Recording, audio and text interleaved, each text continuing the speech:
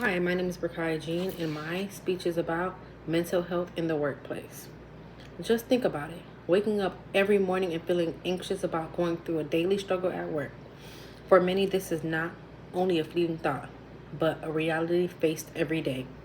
It may come as a surprise to many people, but mental illness in the workplace is very real and a serious issue. Having been privileged to work in such an environment, I have seen many of my colleagues suffer in silence, their productivity and moral deteriorating with them. Personally, I have struggled with a burnout so severe that I almost considered changing my field of practice altogether. These experiences clearly demonstrated how important it is to have mental health support in the workplace. So why should we care? Because the issue is it doesn't just impact individuals, it has a strong impact on productivity, moral, and organizational success.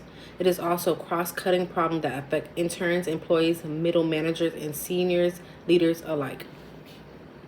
It is essential for employers to factor mental health in the workplace by offering resources and cultivating a healthy environment to help both workers and the businesses.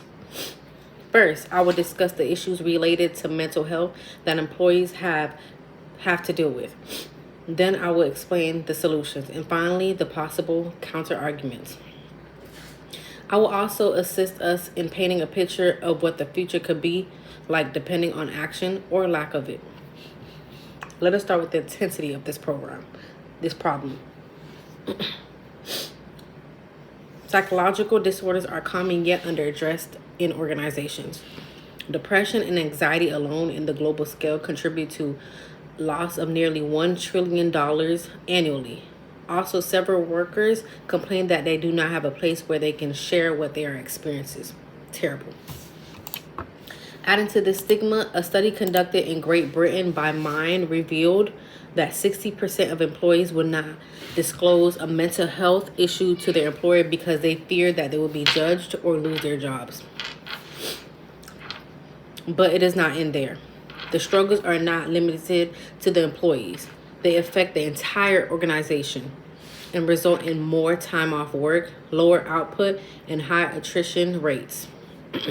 Also, the National Alliance on Mental Illness revealed that employees without workplace mental health support are 50% more likely to quit their jobs. Having analyzed the problem, we can now proceed to discuss some of the solutions. First, organizations should provide employee assistance programs, which offer confidential counseling services. Studies reveal that employees use EAPs have improved job satisfaction and reduced stress levels. Second, employers have to address the issues of organizational culture by promoting mental health. For instance, some of the progressive organizations such as Google and Microsoft have led the way by providing mental health days and checkups. These measures have helped in boosting moral and productivity among the employees. Critiques may also argue that mental health programs are too expensive or are not relevant to business pursuits. But the opposite is true. Studies estimated that for every $1 spent on mental health support, $4 are saved through decreased absenteeism and increased employee retention. Let's now take a moment to imagine the potential impact of these changes or the cost of ignoring them. Picture a workplace where employees feel supported, where mental health conversations are normal as discussing a project deadline, a place where burnout is prevented and not just reacted to, and where people stay because they feel valued. I once worked in such an environment briefly, and the difference was life changing. I went from dreading Mondays to feeling like I belonged. Now, picture the opposite, a workplace where stress builds silently.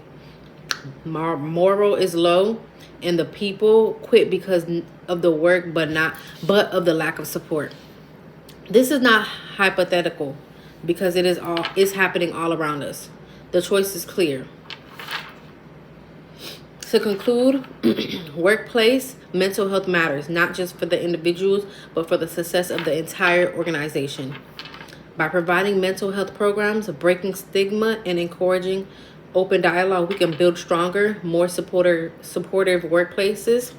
This matters to me deeply, not just because I've seen the cost of ignoring mental health, but because I have also experienced the power of being heard and supported. So I urge all employers, leaders, and future professionals in this room, make mental health a priority.